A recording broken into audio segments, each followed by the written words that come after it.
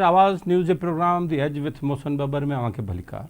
नाज़रीन, कल असां प्रोग्राम में एक तफ़सीली सेगमेंट कयोसीं त मौसमियाती तब्दीली खां पोइ सिंध में हेल बारिशूं तेज़ बारिशुनि जा इतला आहिनि। अगकथी कई वई आहे मुख़्तलिफ़ इंटरनेशनल एक्सपर्ट्स तरफ़ां ऐं उन्हनि जो चवणु आहे त सॼे रीजन में जेका बारिशूं तयारु थियनि पियूं उन हिसाब सां जून जे आख़िर में जुलाई खां अगस्त ताईं 2 महीननि ताईं ख़ासि तौर ते तेज़ बारिशुनि जो ऐं मामूल खां वधीक बारिशुनि जा इतला आहिनि। केतिरी बारिश पवंदी, कहिड़नि हिसनि में पवंदी, इहो अञा चवणु अॻुवाट हूंदो, छाकाणि त एग्ज़ैक्टली जेका ख़बर पवंदी या वञी हफ़्तो पहिरीं खनि ख़बर पवंदी। पर ज़रूरी आहे त जेका वल्नरेबिलिटी असांजी सिंध में आहे हर लिहाज़ खां जोग्राफ़ी तौर ते स्टॉर्म ड्रेनेज असां वटि न आहे ऐं उन खां अलावा तव्हांखे ख़बर आहे इंतिज़ाम जेके ज़िले इंतिज़ामिया जा इंतिज़ाम हूंदा आहिनि उहे बि तव्हांजे आॾो आहिनि। माण्हुनि खे इमदाद सियासी तौर ते मिलंदी आहे, कंहिंखे नाए मिलंदी, कंहिंखे वधीक मिलंदी आहे, कंहिंखे थोरी मिलंदी आहे। इहे सॼा मसइला रहंदा आहिनि, माण्हू दरबदर थिया। इहो असां पोएं साल सॼो ॾिठोसीं। इन शयुनि खे नज़र में रखंदे असांजो कल्ह जेको असां सेगमेंट कयो उन में असांजी कोशिशि हुई त सरकार खे इहो ॿुधाइजे त पंहिंजूं तयारियूं कीअं करणु घुरिजनि ऐं इन हवाले सां छा तयारियूं कयूं वियूं आहिनि। सुठी ॻाल्हि इहा थी त कल्ह हिकिड़ो चीफ सेक्रेटरी साहिब जी सदारत में इजलास थियो। उहो हंगामी इजलास हो ऐं उन हंगामी इजलास में समूरनि लाॻापियल खातनि खे घुरायो वियो ऐं इन अलर्ट खे मद्देनज़र रखंदे कुझु तयारियूं कयूं वियूं आहिनि। इहा तमामु सुठी ॻाल्हि आहे। जेकॾहिं हुकूमत महीनो खनि महीनो बि कोन रहियो आहे, अञा 20 ॾींहं खनि रहिया आहिनि इन सॼी जेका अगकथी कई वई आहे बारिशुनि जी। इन 20 ॾींहं पहिरीं हुकूमत कुझु इंतज़ाम करणु शुरू कया आहिनि ऐं स्टॉक टेकिंग हुननि कई त असां वटि हींअर छा छा सामान पियो आहे, छा छा मुमकिन थी सघे थो, कमेटियूं ठाहियूं आहिनि, कीअं थींदो सॼो। उनमें इहो मां तव्हांखे थोरो उनजो तफ़सील तव्हांजे आॾो रखणु चाहियां थो। तफ़सील कुझु हिन रीति आहिनि त सिंध में सरकारी जेको ऐलान जारी थियो उनमें जुलाई खां सेप्टेम्बर ताईं तूफ़ानी बारिशूं ऐं ॿोॾि जी पेशनगोई कई वई आहे, अगकथी कई वई आहे। सरकार पाण चवे थी त अगकथी कई वई आहे, तंहिंजे करे समूरनि लाॻापियल खातनि खे हाई अलर्ट जारी कयो आहे। इहा तमामु सुठी ॻाल्हि आहे त उन्हनि खे हाई अलर्ट जारी कयो वञे त जीअं हींअर खां ई तयारी वठनि त जीअं नुक़सान जे असरनि खे, जेकॾहिं को नुक़सानु आहे, जेकॾहिं बारिश थिए जाए नुक़सान जे असरनि खे घटाए वञे। हिन में जेके इंतिज़ामात जो जाइज़ो वठण लाइ इजलास चीफ सेक्रेटरी सैयद आसिफ हैदर शाह जी सदारत में थियो, जंहिंमें सूबाई वज़ीर साहब बल्दियात जेके आहिनि मकानी दरन सईद गनी साहब, सूबाई वज़ीर जेके बहाली जा आहिनि मखदूम महबूब ज़मा साहब, senior board member revenue, secretary बहाली, सेक्रेटरी बल्दियात, सेक्रेटरीज़ आर्मी, हेस्को 1122 ऐं ॿिया हुनजा नुमाइंदा शुरू थिया। तमामु कमिश्नर, समूरा डिप्टी कमिश्नर ऐं असिस्टेंट कमिश्नर बि खे बि वीडियो लिंक में शामिलु कयो वियो। त इहो ॾिठो वञे त इहो कलोके ॾींहं में ऐं इन्हनि ॾींहंनि में हिकु वॾो इजलास हो जंहिंमें वॾे पैमाने ते तयारियुनि जी इहो जाइज़ो वरितो वियो। हिन में जेके मखदूम महबूब ज़मान साहब आहिनि उन्हनि बहाली मामले ते ब्रीफिंग ॾिनी ऐं उन्हनि पंहिंजी तयारी त घटि ॿुधाई, पर इहो ॿुधायो त सिंध में जुलाई में सेप्टेम्बर में वधीक बारिशूं थींदियूं ऐं 5 खां 9 लख क्यूसिक पाणी दरिया सिंध में ईंदो। दरिया जी ॿोॾि ऐं ॿाहिरि जी ॿोॾि थोरो मुख़्तलिफ़ आहे, इहो नाज़रीन तव्हांखे ज़हन में रखणु घुरिजे। दरिया जी ॿोॾि उहो आपाशी खातो ॾिसंदो आहे, उनखे रेगुलेट कंदो आहे पाणी खे, पर जेका ॿाहिरि जी ॿोॾि आहे, ॿाहिरि जी असांजे उलहंदे ऐं उभरंदे दरिया खां जेके इलाइक़ा आहिनि उतां जेके पाणी अचे थो ऐं पोइ वरी उहो पेनिट्रेट थिए थो ऐं पोइ स्टॉर्म ड्रेनेज न हुजण करे सिम नाला भरिजी वञनि था, उहे उथली पवनि था, उहे रिवर्स कनि था, उहे बैक फायर कनि था, उहे बैक रिवर्स थियनि था ऐं पोइ ॿोॾि अचे थी मुख़्तलिफ़ इलाइक़नि में, शहर ॿुॾी वञनि था। केन शाह ऐं तव्हां ॾिठो त केन शाह मुकमल तौर ते ॿुॾी वियो ऐं ॿिया बि काफ़ी शहर इलाइक़ा ॿुॾी विया। उनजी छा तयारी आहे त मखदूम साहब काफ़ी हुते डिटेल ॾिनी, ॿुधायो वियो त छा छा थियो हो पोएं साल, इहो ॿुधायो वियो। हुन ॿुधायो त वधीक त असां वटि कराची, जामशोर, सखर वारा 3 lakh tent, 19 lakh mosquito net, 572 heavy dewatering pump असां वटि मौजूदु आहे। हाणे इहो नंबर जेको आहे इहो कागज़नि में तो ॾेखारियो वियो आहे, ज़मीन ते केतिरो आहे, किथे किथे डिप्लॉय कयो वेंदो इहो नाहे ॿुधायो वियो ऐं इहो कीअं डिप्लॉय कयो वेंदो, केतिरनि ज़िलनि में किथे कहिड़ा वल्नरेबल ज़िला आहिनि, तालका आहिनि, इलाइक़ा आहिनि जिथे इहे पंप डी वाटरिंग पंप जेके आहिनि 1 क्यूसेक जा पंप हूंदा आहिनि, इहे नंढा नंढा पंप हूंदा आहिनि, इहे किथे किथे रखिया वेंदा, हिननि जी डिप्लॉयमेंट कीअं कई वेंदी, को तफ़सील कोन्हे। इन जो मैकेनिज़म छा हूंदो, छा इलाइक़ा जेके वधीक ख़तरे हेठि अची सघनि था उन जे लाइ को प्लान जोड़ियो वियो आहे। एतिरा मुंहिंजे ख़्याल में असांजा खाता जेके बहाली खातो त बिल्कुलु बि न हूंदो, उन वटि मां न सम्झां त एतिरी कैपेसिटी हूंदी त उहे तइ करे सघनि त किथे किथे कहिड़ियूं शयूं ॾिबियूं, छाकाणि त घणे भाङे इमदाद ऐं डी वाटरिंग सेट घणे भाङे सियासी तौर ते असां ॾिठो पोएं साल बि ॾिना वेंदा रहिया आहिनि। ऐं जेको आपाशी जेको स्ट्रॉम ड्रेनेज जी जेका मैनेजमेंट हुई उहा बि असां ॾिठीसीं त सियासी तौर ते थी मुकमल तौर ते। हिकिड़ो वॾेरो चवे थो, हिकिड़ो भोतार चवे थो हितां मोकिलियो पाणी, ॿियो चवे थो हितां मोकिलियो, हिकिड़ो चवे थो मुंहिंजी ज़मीन बचायो, मुंहिंजो फार्म बचायो, मुंहिंजो मच्छी जो फार्म बचायो। इहे सभु शयूं असांखे नज़र आयूं पोएं साल। हिन दफ़े ख़बर न आहे कंहिंजी मच्छी जो फार्म बचंदो, कंहिंजो न बचंदो, इहो त बाद जी ॻाल्हि आहे। पर बहरहाल तयारी पंहिंजी जाइ ते आहे। पर इन में को नज़र नथो अचे त इहे जेके कंटीजेंसी प्लान ठाहिया वञनि पिया, इन जो तफ़सील छा हूंदो, हंगामी हालतूं, machinery, dewatering pump, emergency अमलो छा कंदो। 112 असां वटि हिकिड़ो नओं सिस्टम आयो आहे, उनखे बि एक्टिवेट करण जी ज़रूरत आहे। PDA में काफ़ी इम्प्रूव कयो आहे बाय द टाइम सिंध में जेका असांजी PDM आहे उन काफ़ी इम्प्रूव कयो आहे। यादि रखण जी ॻाल्हि इहा आहे त PDA में वटि पंहिंजी का कैपेसिटी न आहे। हुन वटि 40-50 माण्हुनि जो टोटल सॼी सिंध में अमलो हूंदो आहे। कमु सॼो डिस्ट्रिक्ट ज़िले इंतिज़ामिया कंदी आहे ऐं जेके हेठि असिस्टेंट कमिश्नर सॼो सिस्टम हूंदो इहो कमु कंदो आहे। त उन्हनि वटि का मशीनरी हूंदी आहे। ॿियो बल्दियात जो अमलो सॼो कमु कंदो आहे, हुन वटि थोरी घणी मशीनरी हल्की फुल्की हूंदी आहे, मशीनरी त ख़ैर बिल्कुलु बि न आहे। त इहो सिलसिलो थियो। दरिया सिंध में अर्बन फ्लडिंग जो बि सरकार ॿुधायो त ख़तरो अचण जो आहे इम्कान, त हिन में अर्बन इलाइक़ा छा कनि पिया। ऐं उनखे अलावा महकमो रिलीफ जेको आहे आगाही फराम कंदो, सिर्फ़ु उनजो कमु इहो आहे। कचे जे इलाइक़े में बि माण्हुनि खे इतला फराम कयो वेंदो। ऐं सिहत जेको खातो आहे उनखे बि एमरजेंसी में अलर्ट कयो आहे त तव्हां बि अलर्ट रहो। मलेरिया ऐं इन सां थींदड़ जेकी बीमारियूं उन हवाले सां पंहिंजो दवाउनि जी फराहमी खे यकीनी बनायो। डिप्टी कमिश्नर खे हिदायतूं जारी कयूं आहिनि त पंहिंजो हंगामी प्लान ठाहे ॾियो असांखे, उनजो छा थींदो। आपाशी खाते खे चयो आहे बहाली ज़िले इंतिज़ामिया खे फंड्स जी फराहमी जो मसइलो। हाणे इहा हिकिड़ी अपॉर्चुनिटी आहे असांजे जेके बि इहे मैनेजर्स हूंदा आहिनि, फ्लड मैनेजर्स, डिज़ास्टर मैनेजमेंट जा, इन जे लाइ वरी अपॉर्चुनिटी हूंदी आहे ऐं इतां ई कमाई थींदी आहे। पोइ प्रॉब्लम इहो आहे सॼो सिस्टम ट्रांसपेरेंट न आहे, बिल्कुलु बि ट्रांसपेरेंट न आहे। इहो कोर्ट में केस बि थियो पोएं साल, तव्हांखे यादि हूंदो। सखर हाई कोर्ट में जॾहिं केस थियो त उते तमामु घणी एनॉमलीज़ निकितियूं ऐं उते ॾिठोसीं असां त डिप्टी कमिश्नर्स, कुझु ज़िलनि जे डिप्टी कमिश्नर्स कहिड़े तरीक़े सां मामलनि खे मैनेज कयो। टेंट ऐं ॿियो सामान हेॾा होॾा थी वियो, सॼो मामलनि बाणनि ते पहुतो न। इहे सॼियूं रिपोर्ट्स आयल आहिनि। इहे जेकॾहिं खोटींदासीं त काफ़ी शयूं निकिरी ईंदियूं। हिन हवाले सां हिन भेरे राशन टेंट जेको आहे इहो गोदामनि में रखियो वेंदो। ॻाल्हि सॼी इहा न आहे तव्हां वटि टेंट, तव्हां वटि सामान, सॼो सिंध हुकूमत जा रिसोर्सिस बि थी वेंदा। पहिरीं ॻाल्हि त ख़ुदा करे इहा एमरजेंसी थिए न, पर जेकॾहिं थिए थी, जेकॾहिं इन सॼे मामले खे ट्रांसपेरेंट ठाहियो वेंदो त ख़ुदि हुकूमत जी नेकनामी थींदी, ख़ुदि हुकूमती पार्टी जी नेकनामी थींदी, उन्हनि माण्हुनि जी नेकनामी थींदी। इनखे तव्हां जेतिरो ट्रांसपेरेंट ठाहींदो ओतिरो बहितरु थींदो। जेकॾहिं तव्हां मिसाल तौरु दादू ज़िले खे तव्हां सामान ॾिनो आहे, टेंट न आहिनि, राशन ॾिनो आहे, जेको बि सामान ॾिनो आहे त हुनजो सॼो ट्रैक रिकॉर्ड हुजे, कहिड़नि माण्हुनि खे ॾिनो, केतिरो ॾिनो, उन्हनि जा शनाख़ती नंबर, उनजी सॼी डिटेल मौजूदु हुअणु घुरिजे ऐं उहा वेबसाइट ते हुजणु घुरिजे। ईअं न आहे त इहे सभु डिटेल उते पयूं आहिनि, कंहिंखे ख़बर न आहे छा थियो, पोइ असांखे सिर्फ़ु रिपोर्टूं ईंदियूं आहिनि ऐं असांखे वरी ॿुधायो वेंदो असांजी हीअ प्रेस रिलीज़ आहे, इनखे रिपोर्ट तव्हां करे छॾियो त DC साहिबु हीअ विरायो, DC साहिबु विरायो। इहो काफ़ी न आहे।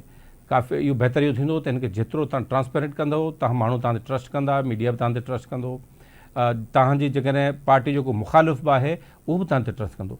त हिन में को हर्ज न आहे का इहा सलाह ॾियण में बुरो न मल्हाइणु घुरिजे ऐं इहा हिकिड़ी बहितर सलाह आहे त तव्हां हिन सॼे सिस्टम खे ट्रांसपेरेंट ठाहियो। अॻुवाट तयारी जा समूरा तफ़सील माण्हुनि ते पहुचायो ऐं सामान जो तफ़सील जेको तव्हां वटि मौजूदु आहे उनजो प्लान, सॼो हिकिड़ो जोड़ियल प्लान सॼो तव्हां पंहिंजी वेबसाइट ते जारी कयो। सिंध सरकार जारी कए, तमामु सुठा पढ़ियल लिखिया माण्हू सिंध सरकार में मौजूदु आहिनि, उहे सभु कुझु मैनेज करे सघनि था। हिन में का बि वॾी साइंस कोन्हे। हीअ त डिज़ास्टर कुझु कोन्हनि, दुनिया में तमामु घणा डिज़ास्टर ईंदा रहिया आहिनि ऐं उते तमामु प्रोफेशनल नमूने सां ऑर्गनाइज़ तरीक़े सां इनखे मैनेज कयो वेंदो आहे। त का अहिड़ी वॾी ॻाल्हि कोन्हे ऐं इनखे मैनेज करण लाइ NGOs जी हेल्प वठी सघिजे थी, उहो प्रोफेशनल UN नेशन जा सिस्टम जी हेल्प वठी सघिजे थी, पर तयारी भरपूर करणु घुरिजे। हीअ टाइम आहे, 20 ॾींहं बचिया आहिनि, 20 ॾींहंनि में तयारी पंहिंजे ख़ुदा करे इहे न अचनि, इहो सभु जेको ॾुखियो वक़्तु आहे इहो फ़िलहालु गुज़री वञे, पर तयारी पंहिंजी मुकमल हुजे। कहिड़े ॻोठ खे जेकॾहिं पाणी अचे थो त किथे शिफ्ट कबो, हुननि जी डेज़िग्नेटेड प्लेस अॻे ई हुजे। सॼी दुनिया में हिकिड़ो आम स्टैंडर्ड प्रैक्टिस आहे त फलाणे ॻोठ जेकॾहिं ॿुॾे थो, हिते पाणी अचे थो, हिते तबाही थिए थी, त हिन ॻोठ खे माण्हुनि खे कढी, हीअ तव्हांजो स्कूल आहे, अॻुवाट ई हुननि खे ख़बर हुजे त स्कूल आहे, सरकारी बिल्डिंग आहे, हिते तव्हां अची हिते वेंदो, हिते पनाह वठंदो, हुते तव्हांजो सॼो सिस्टम अॻे खां मौजूदु हूंदो। त हीअ जॾहिं सिस्टम ठही वेंदा, हिन में को अहिड़ी साइंस कोन्हे, काई ॾुखिया कोन्हे। थोरी महिनत जेकर असिस्टेंट कमिश्नर साहिबान कनि त इहो सभु कुझु मैनेज करे सघंदा। इन सॼे मामले खे वेबसाइट ते विझनि त इन सां सॼी ख़बर पइजी वेंदी, डुप्लीकेशन न थींदी सामान जी, ऐं उन खां अलावा जेको सामान विरहायो वेंदो उहो हिकिड़े हंधि विरहायो वेंदो, हिकिड़ी जाइ ते 20 ॼणा कोन वेंदा, मुख़्तलिफ़ जायुनि ते वेंदा, उन सां रिसोर्सिस बि असांजा बचंदा, सभिनी जा सिंध सरकार जा असांजा सभिनी जा रिसोर्सिस आहिनि। ऐं वॾी ॻाल्हि आहे त इहो सिस्टम जेकर ठही वञे थो, असां सभिनी खे सिंध सरकार जी, हुननि इदारनि जी, PDMS में डिस्ट्रिक्ट इंतज़ामिया जी मदद करणु घुरिजे। इहो न आहे त हर वक़्तु तनक़ीद करणु घुरिजे त हिननि ग़लति करे छॾियो आहे, सही करे छॾियो आहे, पर मदद करणु हुननि जी तमामु ज़रूरी आहे। छाकाणि ॾुखियो वेठा तनक़ीद खे पोइ ॾिसी वठंदासीं, पर ज़रूरी आहे, ग़लतियुनि जी निशानदेही करणु ज़रूरी आहे, पर ख़ाम ख़ा ग़ैर ज़रूरी तनक़ीद हुननि खे हुनजो कमु करणु ॾिनो वञे ऐं हुननि जी हेल्प कजे त जीअं माण्हुनि खे तकलीफ़ घटि में घटि थिए। त इहो असांजी गुज़ारिश हुई अॼु हिन सेगमेंट में। वठूं हिकिड़ो ब्रेक खां पोइ वरी हिकिड़े नए सेगमेंट ते ॻाल्हि ॿोल कंदासीं।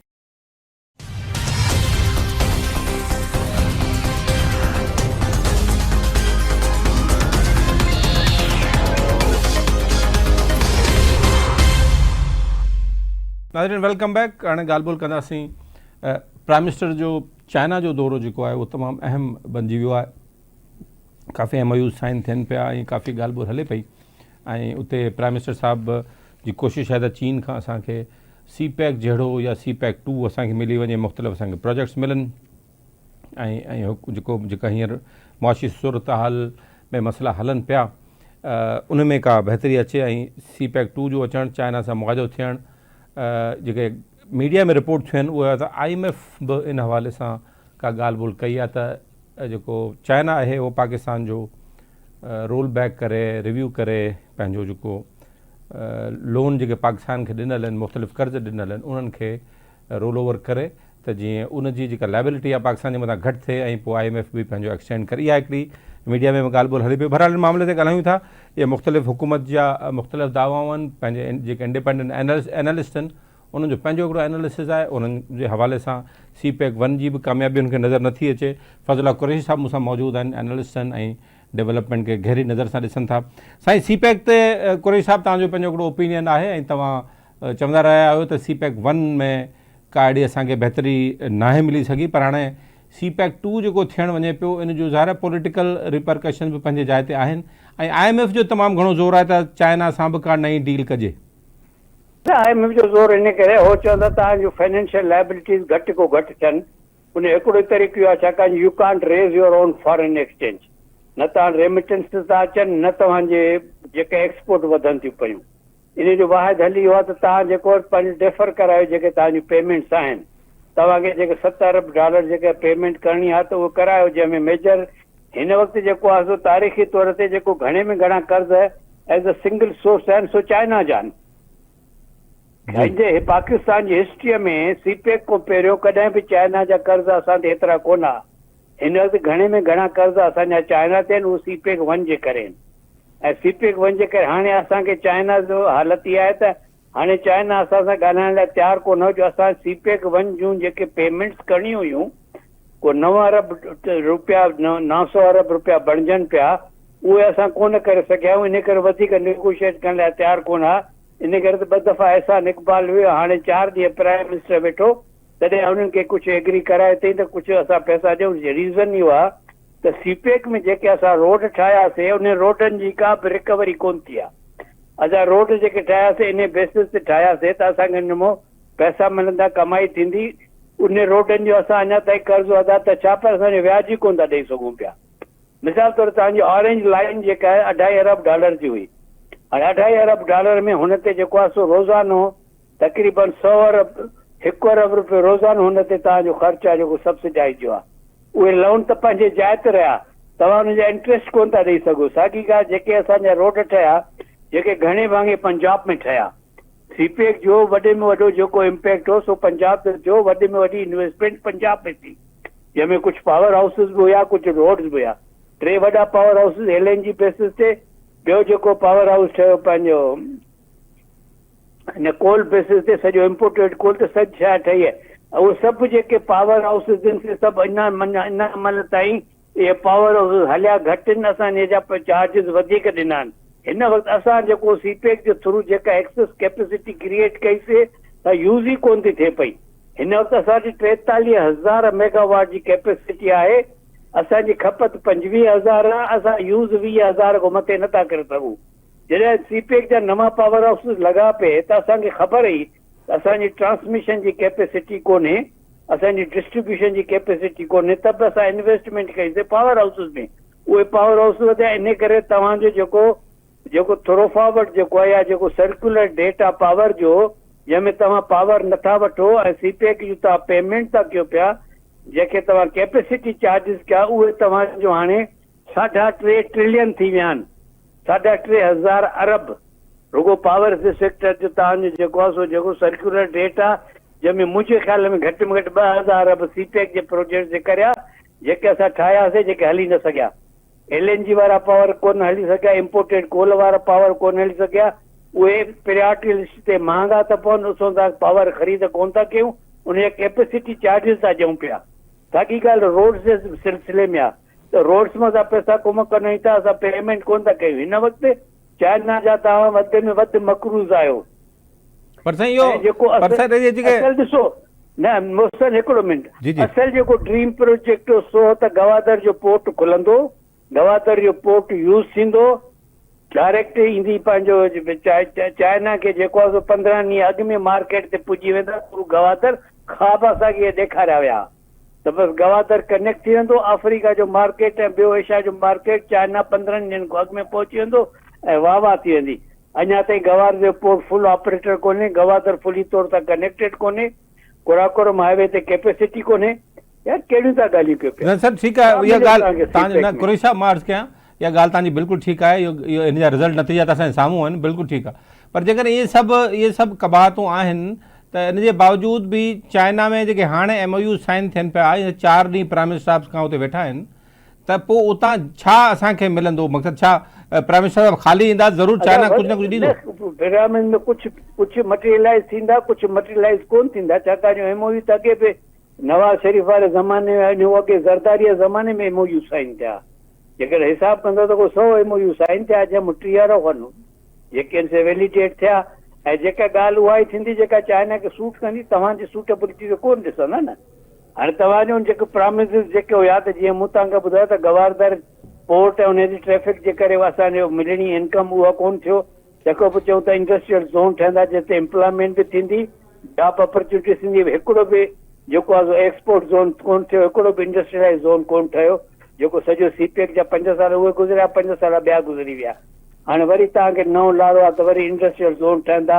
हाणे इंडस्ट्रियल ज़ोन ठहनि था या नथा ठहनि, हाणे नओं लारो आहे त एग्रीकल्चर में तव्हांजा माण्हू ट्रेन थींदा, 1000 माण्हू वेंदा ॿार जेके एग्रीकल्चर। बाबा हिते बि जेके ॿार एग्रीकल्चर पढ़नि था पिया, त एग्रीकल्चर में अचनि किथे था पिया? घणनि माण्हुनि वटि एग्रीकल्चर ग्रेजुएट एम्प्लॉय थियल आहिनि जेके मॉडर्न एग्रीकल्चर कनि था। ओड़े नमूने त 1000 ॿार पढ़ी ईंदा ॿाहिरि, पोइ छा थींदो? सिस्टम चेंज करणो पवंदो, तव्हांखे सॼी नए सिर थिंकिंग करणी पवंदी। पर तव्हां सम्झो था त चाइना $7 अरब मां कुझु रोल ओवर कंदो, कुझु न कुझु रोल ओवर करण जी उमेद आहे? डेफिनेटली रोल ओवर कंदो, शायदि सारा रोल ओवर थी वञनि। चङा सॼी पेमेंट असां चइनि 5 साल को डेफर कंदा पिया अचूं पेमेंट, उहे डेफर डेफिनेटली थी वेंदी। छाकाणि जो भई ॾिसो न, हिकिड़ो मरीज़ खे तव्हां मारींदो त कोन नी, त पियो जीअंदो, कुझु न कुझु पियो ॾींदो। मरी वियो त पोइ त का शइ कोन मिलंदी न माण्हू। जी जी, हिकिड़ो त ऑब्जेक्टिव आहे त रोल ओवर थी वञनि चाइना खां असांजा $7 अरब। ॿियो ऑब्जेक्टिव इहो आहे त अञा वधीक इन्वेस्टमेंट पाकिस्तान में अचे, त जो मक़सदु आहे वधीक कर्ज़ ईंदा न साईं, वधीक शयूं ईंदियूं जेकर डेवलपमेंट प्रोजेक्ट वधीक अचनि था। ॾिसो डिपेंड करे थो त कहिड़े क़िस्म जा था। हिकु तव्हां प्रोडक्शन साइड ते अचनि था, इंडस्ट्री अचे थी पई, उन ते प्रोडक्शन थिए थी, एग्रीकल्चर अचे थी, उन ते प्रोडक्शन थिए थी, पोइ ठीकु आहे। पर वरी जेकॾहिं इहो पावर ऐं रोड ऐं इंफ्रास्ट्रक्चर में आहे त उनजी तव्हांखे रिटर्न कोन मिलंदी। तंहिंजे करे उहो तव्हां हाणे मिसाल तौर जेके ML तव्हां हणो था, रेलवे लाइन था हणो था, हाणे तव्हां रेलवे लाइन जा जेके $6 अरब जेके चवनि था, इहा $8 अरब में थींदी, माना तव्हांखे $1 तव्हां इहा $8 अरब पेमेंट किथां कंदव? छाकाणि जो प्रेज़ेंट तव्हांजो रेलवे सिस्टम जेको आहे सो $3-4 अरब लास्ट में थो हले पियो, पोइ बि हलंदो, लास्ट में न हलंदो, ब्रेक इवन कंदो, ब्रेक इवन न कंदो, 4 पैसा कमाईंदो। पर फॉरेन एक्सचेंज किथां ईंदी जो तव्हां उहे $6 अरब वापसि कंदव? पर इहो सही, इहो त कैरेज लाइ, ट्रेन खे कैरेज लाइ त यूज़ कंदा न साईं। ॾिसो इहा nationalist approach, national point of view थो कयां, इहा नेशनलिस्ट अप्रोच न आहे, इहा कमर्शियल अप्रोच आहे, या पॉलिटिकल अप्रोच आहे, इन में तव्हांखे पंहिंजी हुकूमत बचाइणी टेम्पररी, पाकिस्तान जे लाइ लॉन्ग रन में इहे सभु ॻाल्हियूं ज़हर आहिनि। पर इहो साईं इनमें जेको ML वारो रेलवे वारो प्रोजेक्ट आहे, इन सां त थी सघे थो चाइना बि इन सां कनेक्ट थिए ऐं जेकॾहिं ग्वादर ताईं या रेलवे लाइन वञे थी त पोइ त काफ़ी बहितर थींदी। फ़िलहाल इन में गवादर शामिल ई कोन्हे न मुंहिंजा भाउ। जेके 100 सिधो इहो गवादर ऐं चाइना जी 6 अरब रुपया इन्वेस्टमेंट थिया त पोइ मूंखे ॻाल्हि सम्झ में अचे पई। हीअ रुगो तव्हांजी कराची पिशावर वारी एक्ज़िस्टिंग लाइन आहे, इन खे इम्प्रूव थींदो। ML1 में कुझु बि कोन्हे, गवादर बवादर का शइ कोन्हे, एक्ज़िस्टिंग लाइन खे इम्प्रूव करिणो आहे ऐं उन में काई ॾिसो न, जेकॾहिं असां पाण पंहिंजे ख़र्च सां इन लाइन खे असां ठीकु ठाक करे हलायूं त 70 या 100 किलोमीटर ताईं असां वञी सघूं था, या 75 किलोमीटर ताईं। हे जेका इम्प्रूवमेंट हाणे थिए थो उन में 120 किलोमीटर। पर पाकिस्तान में अहिड़ो कहिड़ो ज़ुल्म आहे, जेकॾहिं 50 किलोमीटर घटि गाॾी हली त कहिड़ो असां सरप्लस 2 शयूं आहिनि, हिकिड़ो आदमशुमारी आहे, ॿियो टाइम आहे। कहिड़ो फ़ाइदो थींदो इन ML वञण में, जेका तव्हां पंहिंजो हुनखे मॉडरेस्ट नमूने। असल ॻाल्हि जेका रेलवे जी ख़राबी आहे, तव्हां वटि वेहिकल पावर कोन्हे, तव्हां वटि इंजिन्स कोन्हनि, तव्हां वटि गाॾा कोन्हनि। जॾहिं नई रेलवे लाइन ठहंदी त इहा त रुगो ML1 जी इन्वेस्टमेंट आहे। पोइ एतिरा अरब डॉलर तव्हांखे खपंदा नयूं इंजिन्स लाइ ऐं नयुनि बोगियुनि जे लाइ, छाकाणि जी स्पीड वग़ैरह नहीं थींदी। माना तव्हां हिकिड़ो अंधे खूह में वञी रहिया आहियो। पर साईं पोइ CPEC-2 में बाक़ी आहे छा मक़सदु, जेकॾहिं इंडस्ट्रियल प्रोडक्शन जूं शयूं न आहिनि जंहिंसां असांजी एक्सपोर्ट बहितर थी सघे थी, अहिड़ियूं को क्रिटिकल शयूं इन सॼे CPEC-2 जे पैकेज में न आहिनि? अच्छा, मूंखे ख़बर कोन्हे। मुंहिंजो हिन जो जेको ख़्यालु हुयो त इंडस्ट्रियल ज़ोन ठहंदा, सिंध वारनि बि ज़मीन ॾियणी कई, स्टील मिल वारनि लाइ चवनि था उते बि ज़ोन ठहंदो, दाबेजीअ में बि ज़ोन ठहे पियो, त सिंध में इहे 2 ज़ोन नवां अचनि पिया। तंहिंखां पोइ ॿिया बि जेका सिफिक जे थ्रू बि ॿिया ज़ोन ठहनि पिया। जेकॾहिं त चाइनीज़ इन्वेस्टमेंट ऐं चाइनीज़ टेक्नोलॉजी अचे थी, असांजी एक्सपोर्ट वधनि थियूं, असांजो रोज़गार वधे थो, नई टेक्नोलॉजी अचे थी त इट इज़ वेलकम। इहो मक़सदु सिर्फ़ु तव्हां सम्झो था इन जो हल सिर्फ़ु इहो ई आहे त इंडस्ट्रियल प्रोडक्शन थिए ऐं उहो एक्सपोर्ट ओरिएंटेड हुजे, एक्सपोर्ट ओरिएंटेड हुजे ऐं टेक्नोलॉजी ट्रांसफर हुजे ऐं लोकल लेबर सां अचे वञे। ईअं न त चाइनीज़ लोन बि चाइनीज़ जा, माण्हू बि चाइनीज़ जा, पोइ असांजी न टेक्निकॉलॉजी ट्रांसफर थींदी, न असांजी एम्प्लॉयमेंट वधंदी। इहे सभु ॻाल्हियूं सोचे सम्झी करणियूं पवंदियूं ऐं इन में इहो ई जेको ॻाल्हि आहे। ॿियो जेको आहे, जेकर एग्रीकल्चर जा इनपुट्स एग्रीकल्चर में या फर्टिलाइज़र में, या जेको चवनि था त असां पंहिंजो थर्कोल में गैसिफिकेशन कंदासीं, इहे 3-4 शयूं मूंखे अपील कनि थियूं पयूं। ठीकु साईं। गैसिफिकेशन ऑफ थर्कोल आहे, एग्रीकल्चर इम्प्रूवमेंट आहे, एग्रीकल्चर टेक्नोलॉजी आहे, इंडस्ट्रियल ज़ोन्स आहिनि, इंडस्ट्रियल टेक्नोलॉजी आहे, एक्सपोर्ट आहे। इहे 4 या 5 शयूं मूंखे अपील कनि थियूं। Rest at least I can't support.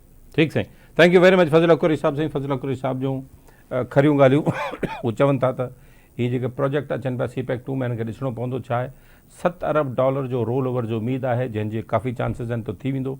उन जे बेस ते IMF असांखे नेक्स्ट पैकेज जेको $6 to $8 बिलियन जो आहे उहो मिलंदो। पर ॻाल्हि सॼी आहे त उन जे बदिले में ज़ाहिर चाइना असांजो रोल ओवर कंदो त असांखां कुझु वठंदो बि सही। ऐं असां वटि अहिड़ा डेवलपमेंट प्रोजेक्ट जेके असांजी इकोनॉमी खे बहितर कनि, उहे अचणु घुरिजनि।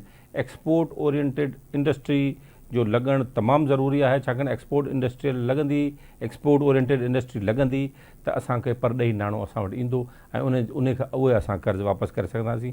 बाक़ी जेके $2.5 अरब या ॻाल्हि कोई साज़ी बिल्कुलु ठीकु आहे। ऑरेंज लाइन पंजाब में लॻायो आहे, जंहिंजो को मसरफ़ कोन्हे, जंहिंजो नेशनल इकोनॉमी में को बि फ़ाइदो कोन्हे, उहा नुक़सान में वञे पई ऐं असां उनजा पैसा पंहिंजे खीसे मां भरियूं पिया। नाज़रीन, वठूं ब्रेक खां पोइ वरी नए मौज़ूअ ते ॻाल्हि ॿोल कंदासीं।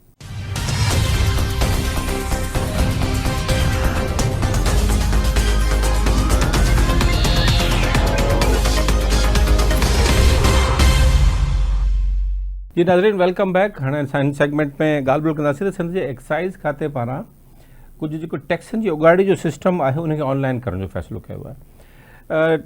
टैक्स एक्साइज़ खाते में जेका करप्शन आहे ऐं जेको हुते मामला हलनि था टैक्सनि जी उगाड़ में ॿिया, त इहो टेक्नोलॉजी खां सवाइ त मुमकिन ई कोन था। जेसिताईं टेक्नोलॉजी न ईंदी, जेके बि रेवेन्यू हुजे, एक्साइज़ हुजे, ॿिया खाता आहिनि, उनमें जेकॾहिं ऑनलाइन सिस्टम न ईंदा, टेक्नोलॉजी शामिलु न थींदी, त हिन में जेका लीकेज आहे उहा ख़तमु न थी सघंदी। हाणे इहो फ़ैसिलो कयो आहे त टैक्स निज़ाम जेको एक्साइज़ खाते जो आहे उनखे ऑनलाइन करण जो फ़ैसिलो कयो आहे। गाॾियुनि जो त काफ़ी बहितर थी वियो आहे ऑनलाइन सिस्टम। पहिरीं तमामु घणी ॾुखियाई थींदी हुई, टैक्स पे करण लाइ बि वञिणो पवंदो कंहिं न कंहिं ऑफिस में। हाणे तव्हां टैक्स किथे बि पे करे सघो था। उनखां अलावा गाॾियुनि जी चेंज करणु, नाले ते चेंज करण ॿियूं शयूं बि तमामु ॾुखियाई थींदी हुई, पर हाणे काफ़ी सवलाई थी वई आहे ऐं हाणे इहो इन्हनि में इहो सिर्फ़ु टेक्नोलॉजी जे करे थियो आहे निज़ाम सिस्टम। हाणे कुझु फ़ैसिला थिया आहिनि एक्साइज़ खाते खे सिस्टम खे बहितर करण जा, कुझु फ़ैसिला कया विया आहिनि। अॼु इजलास थियो इन हवाले सां, इन मां सिंध खे जेका रेवेन्यू आहे उगाड़ी जेका नॉन टैक्स रेवेन्यू आहे उन में इज़ाफ़ो थींदो। इहे सभु इनिशिएटिव जेके बि खाता वठनि था सिंध में, जेके बि खाता बहितरी जी तरफ़ वेंदा, रिफॉर्म जी तरफ़ वेंदा, बहितरी तरफ़ वेंदा, असां ज़रूरु हुननि खे रिपोर्ट कंदासीं। इहो असांजो कमु आहे। असां हुननि ते नुक्ताचीनी बि कंदा आहियूं, तनक़ीद बि कंदा आहियूं। जिते ग़लति कमु थिए पोइ हुनखे बि असां आइडेंटिफाई कंदा आहियूं, पर जिते बहितर कमु थिए थो त हुनखे बि ज़रूरु रिपोर्ट करणु घुरिजे। त मूंखे जॉइन कयो असांजे रिपोर्टर इम्तियाज़ धाराणी, हुनखां पुछूं था त इन जेका इहा जेका गॾिजाणी थी आहे अॼु, इन जा तफ़सील छा आहिनि। इम्तियाज़, छा तफ़सील आहिनि एक्साइज़ खाते जे हवाले सां जेके मामला थिया आहिनि? ॾिसो मोहसिन साहब, सॼी दुनिया में टैक्सिस जेको आहे ऑनलाइन सिस्टम जेको थी वियो आहे ऐं सिंध हुकूमत बि हाणे सिंध जे एक्साइज़ खाते जेको आहे टैक्स सिस्टम खे ऑनलाइन करे उनखे लिंक सां जोड़ण जो फ़ैसिलो कयो आहे। ऐं इन सां लिंक सां जोड़ण खां पोइ तव्हां जेके U can pay tax from anywhere, तव्हां किथे बि तव्हां टैक्स पे करे सघो था। इन सां जेको शफ़ाफ़ियत वधी। इन इजलास में सिंध जे सीनियर सूबाई वज़ीर शर्जील इनाम मीमण, जेको इतलाह ट्रांसपोर्ट एक्साइज़ टैक्सियुनि वारा जो सूबाई वज़ीर आहिनि, उन्हनि जी सदारत हेठि इहो इजलास थियो। इन इजलास में टैक्सेशन खाते जा जेके आहिनि अमलदार आहिनि उन्हनि शिरकत कई आहे। उन्हनि में secretary excise Saleem Rajput, DG excise Aurangzeb Panwar, DG narcotics control Usman Ghani Siddiqui ऐं ॿियनि ऑफिसरनि शरीक थिया। ऐं उन इजलास में सीनियर सूबाई वज़ीर शर्जील इनाम मीमण जेके नंबर प्लेट्स आहिनि उन्हनि जा जेके अब प्रीमियम नंबर प्लेट्स जी तयारी जे बारे में उन्हनि खे ब्रीफिंग ॾिनी वई। उन्हनि में प्लेटिनियम कैटेगरी में 10 ऐं गोल्ड कैटेगरी में 11 ऐं सिल्वर कैटेगरी में 10 नंबर प्लेट्स जेके आहिनि उहो जेके जारी कई वेंदियूं। जेके बि सार्फिन आहिनि जेके सिंध हुकूमत वटि रजिस्टर्ड थींदा, गाॾियूं रजिस्टर कंदा, उन्हनि खे इन्हनि टैक्सिस इन्हनि जेको आहे जे ज़रिए जेको आहे मुख़्तलिफ़ कैटेगरीज़ में जेको उन्हनि खे रजिस्टर कराए सघंदा। इहो सहूलियत जेको आहे नई मैसर इन्हनि खे ॾिनी वेंदी। सीनियर सूबा वज़ीर शर्जील इनाम मीमण प्रॉपर्टी टैक्स, प्रोफेशनल टैक्स ऐं मेन टैक्सिस बाबति तफ़सील जेका ॼाण वरिती आहे। उन्हनि सख़्तु हिदायतूं ॾिनियूं आहिनि त प्रॉपर्टी टैक्स ऐं प्रोफेशनल टैक्स ऐं ॿिया टैक्स जेका आहिनि उन्हनि जा हदफ़ जेको आहे पूरा कया वञनि। उन्हनि जेको आहे इन जे गफ़लत कंदड़ जेके ऑफिसर्स आहिनि उन्हनि खे मुअतल करण ऐं डिसिप्लिनरी क़दम खणण जी बि उन सां गॾु हिदायत कई आहे। हिन चयो त आवाम जी सहूलियत लाइ टैक्स निज़ाम खे जल्द खां जल्द ऑनलाइन कयो वञे, उन्हनि सां जेको लिंक सां जेको जोड़ियो वञे। हिननि चयो त गैर रजिस्टर्ड ऐं प्राइवेट गाॾियूं जेके आहिनि उन्हनि जी कानून साज़ी कई पई वञे। ही लिंक सां जोड़ण खां पोइ जेको आहे शफ़ाफ़ियत जो अमल जेको आहे उन वधंदो। मुख़्तलिफ़ जेके आहे नॉन कस्टम पेड गाॾियूं आहिनि या एक्साइज़ वटि जेके आहिनि टाइमली नथा पे करे सघनि, उहो उन्हनि लाइ हिकिड़ो त पंहिंजो ऑनलाइन रजिस्ट्रेशन जेके आहिनि या ऑनलाइन जेके टैक्स जे मरहले खां पोइ जेके आहिनि उन्हनि लाइ हिकिड़ो त घर वेठे उहो टैक्स पूरा करे सघंदा। ऐं हुकूमत खे जेको आहे उन्हनि जा अंग अखर उन्हनि वटि जेके सॼो सिस्टमिक पोज़ीशन में अची वेंदियूं शयूं। उन्हनि चयो त जेके जाली नंबर प्लेट्स जेके लॻाए वेंदा आहिनि ऑनलाइन सिस्टम खां पोइ जेको उन्हनि जी ख़बर पइजी वेंदी त हीअ जाली नंबर प्लेट्स आहे या हिन गाॾीअ जी या जी जेको आहे प्रोफाइल छा आहे। उनखां पोइ जेके बि इन्हनि ख़िलाफ़ जेके ॾुहारी आहिनि उन्हनि ख़िलाफ़ जेको आहे नाक़ाबिल ज़मानत जेको आहे ॾोहो जेको आहे उहो करार ॾिनो वेंदो ऐं हिन खां पोइ जेके सख़्तियूं कयूं वेंदियूं। हीअ ऑनलाइन सिस्टम जेको आहे उहो सिंध जे एक्साइज़ वारे सूबाई वज़ीर सीनियर सूबाई वज़ीर इतलात शर्जील इनाम मीमण जेको उन्हनि इनिशिएटिव वरितो आहे। शर्जील इनाम मीमण चयो त सिंध हुकूमत जेको आहे ॾींहं राति कोशियान आहे। हुननि चयो त असां वधि में वधि कोशिशि कयूं था त सिंध जे माण्हुनि खे रिलीफ ॾिनो वञे। जॾहिं दुनिया जिदत तरफ़ आई आहे ऐं जेके मुख़्तलिफ़ जेके आर्टिफिशियल इंटेलिजेंस जो दौरु आहे या मुख़्तलिफ़ टेक्नोलॉजीज़ जेके शयूं आहिनि उन्हनि खे ॻंढण लाइ असां कोशिशि कंदासीं त वधि में वधि ॿिया जेके डिपार्टमेंट्स आहिनि उहो बि जेको आहे उन ऑनलाइन सिस्टम तहत अचनि। इन सिस्टम खां पोइ जेको आहे हिकिड़ी शफ़ाफ़ियत आहे उहो वधंदी ऐं शफ़ाफ़ियत तरफ़ जेको आहे माण्हुनि खे जेको आहे उन में वधीक फ़ाइदो वठी सघनि। इम्तियाज़ हिकिड़ी इन में अहम ॻाल्हि कई वई आहे इन मीटिंग में त चवंदा प्रॉपर्टी टैक्स ऐं प्रोफेशनल टैक्स जी ओगाड़ी जा हदफ़ मुकमल करण जी हिदायत। इहा ॻाल्हि त बिल्कुलु ठीकु आहे त माण्हू प्रॉपर्टी जो टैक्स ॾियनि ई कोन था। वॾियूं वॾियूं प्रॉपर्टीज़ आहिनि शहरनि में माण्हुनि वटि ऐं उनजो टैक्स नथा पे कनि। त हाणे इन हवाले सां बि अॼु फ़ैसिलो थियो आहे त हीअ प्रॉपर्टी टैक्स खे वधाइण लाइ हदफ़ मुक़ररु करण लाइ अमलदारनि खे चयो वियो आहे त तव्हां ये हदफ़ मुकमल कयो ऐं मुख़्तलिफ़ शहरनि में वञो। इहो प्रॉपर्टी टैक्स सभिनी साम्हूं आहे।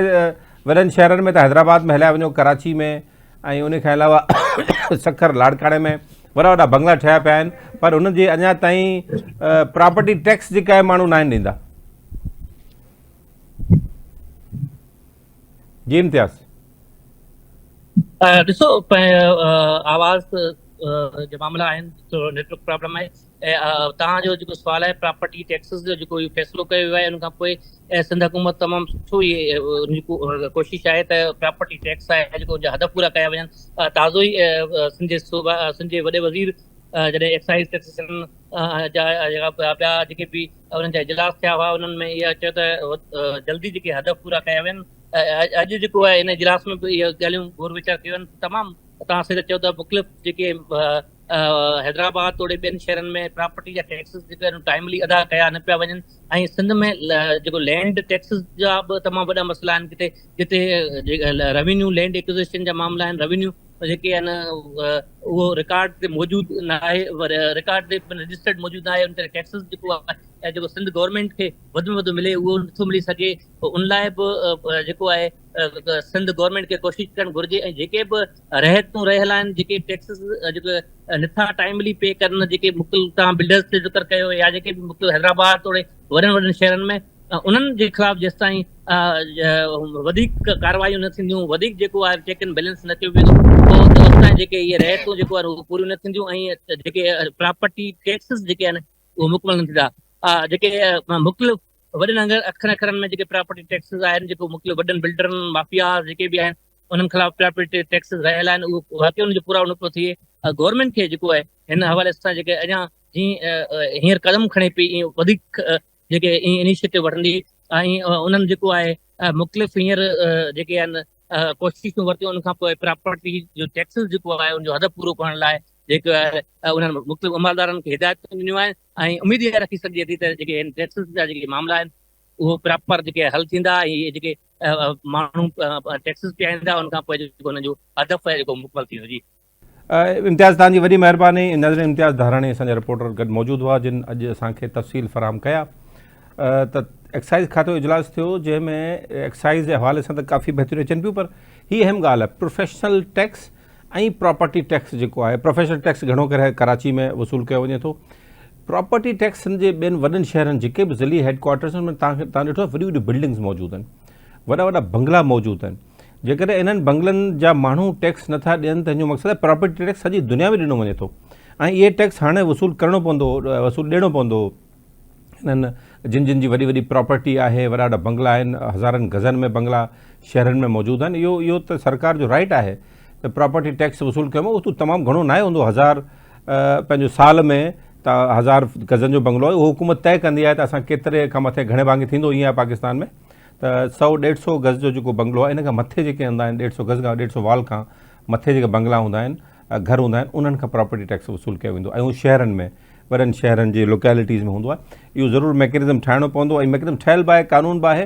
हिन जी उगाड़ी खे तेज़ करणो पवंदो। त मां सम्झां थो तमामु हिकिड़ो सुठो अंग जेको आहे, सुठी असांजे जेको रेवेन्यू नॉन टैक्स रेवेन्यू जेको सिंध जो आहे उहो वधी सघे थो। कराची में बि ऐं बाक़ी ॿियनि शहरनि में बि इन टैक्स जी उगाड़ी असां बहितर करे सघूं था। हिन ते तव्हांखे असां वधीक तफ़सील ॾींदा रहंदासीं, छाकाणि तमामु ज़रूरी शयूं आहिनि जिन ते हाणे कमु थिए पियो ऐं हिन ते बहितरी अचे पई, ऐं तव्हांखे असां अपडेट कंदा रहंदासीं।